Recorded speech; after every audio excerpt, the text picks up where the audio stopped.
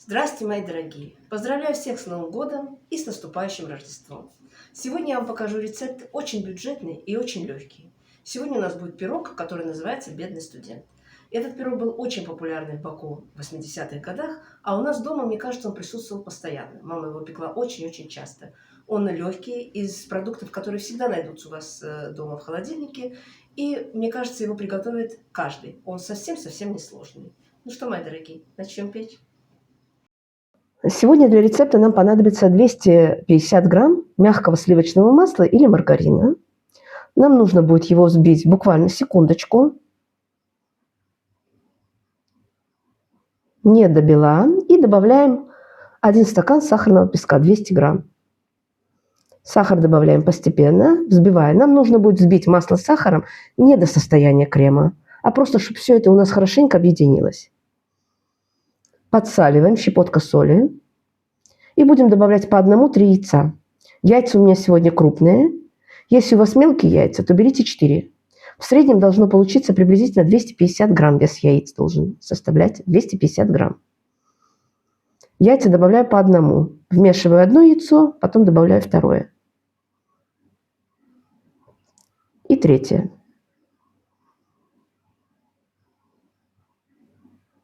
Пирог этот готовится очень быстро, мои дорогие, и он совсем не сложный.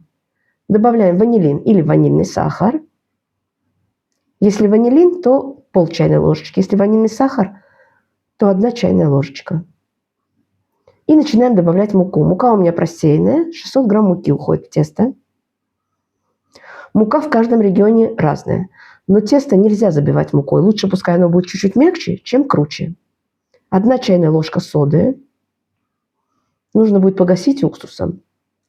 1 столовая ложка уксуса. У меня уксус 6%, можете взять 9%. Можно прекрасно соду заменить разрыхлителем. Приблизительно 15 грамм разрыхлителя понадобится. Гасим соду и добавляем всю эту смесь в тесто.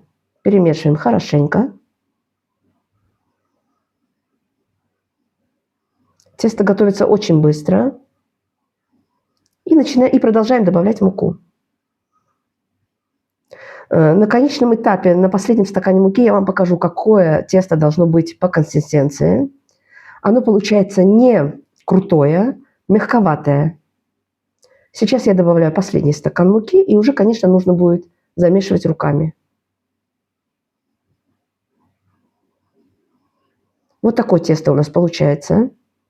К рукам чуть-чуть липнет.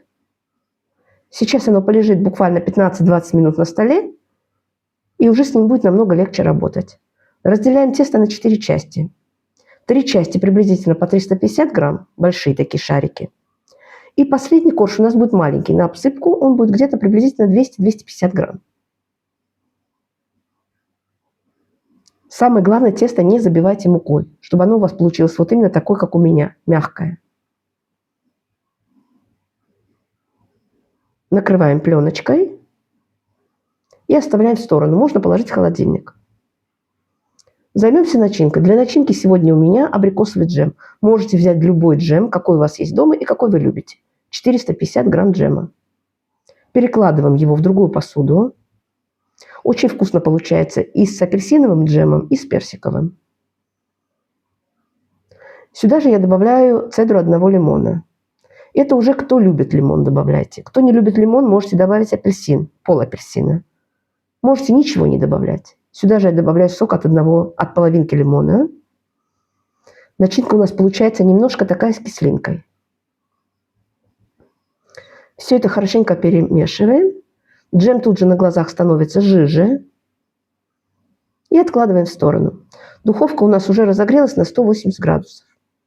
Форма 26 сантиметров. Я ее на дно положила пергаментную бумагу. Можете, конечно, не класть пергаментную бумагу, потому что это не обязательно. Тесто не прилипнет к форме. Оно песочное, достаточно жирное. Достаточно большое количество сливочного масла там. Распределяем равномерно первый корж и отправляем выпекаться. Корж у меня выпекался 20 минут. Таким же образом я выпекла все коржи, 3 одинаковых и 4 чуть-чуть тоньше. Он идет у нас на обсыпку, как я уже сказала. Его потом мы измельчим. И тут же начинаем собирать пирог. Коржи остывают очень быстро. Переворачиваем каждый корж на блюдо. Приблизительно 1/3 от начинки. Распределяем начинку равномерно. Смотрите, не бойтесь, джема немало. 450 грамм хватает, вполне хватает на этот пирог. Больше не нужно. Он получается в меру сладкий и очень такой вкусный. С кислинкой, как я вам уже сказала, потому что я добавила лимон. Точно таким же образом добавляем, смазываем и второй корж, и третий корж смажем. Этот пирог в Баку у нас называли «бедный студент». Мне кажется, в каждом городе, в каждом регионе его называли по-разному. Очень будет интересно узнать. Пишите, у кого как он назывался. И вообще пишите, откуда вы меня смотрите. Переворачиваем последний корж и мажем оставшийся джем.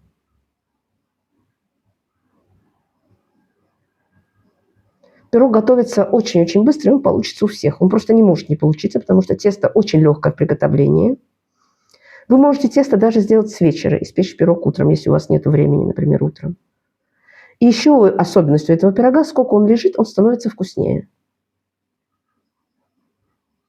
Измельчаем последний корж, 4. Можете его измельчить блендером, можете руками, кто как хочет. Можете сделать крупную крошку, можете измельчить в мелкую. Я сегодня в мелкую крошку измельчу. У нас этот пирог присутствовал постоянно, можно сказать, дома. Мама его пекла очень-очень часто.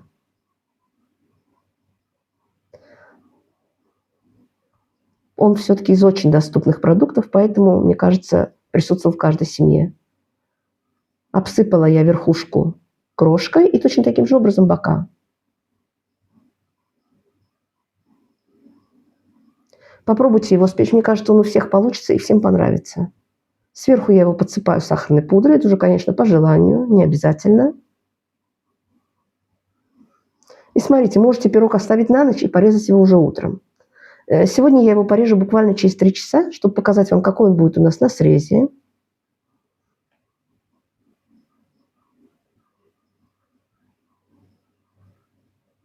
Он уже достаточно мягкий. Но за ночь он получится, конечно, станет намного мягче, если он постоит одну ночь. В холодильнике его держать не надо. На столе он прекрасно хранится. И вот такой он на срезе. Видите, слои видны и джема.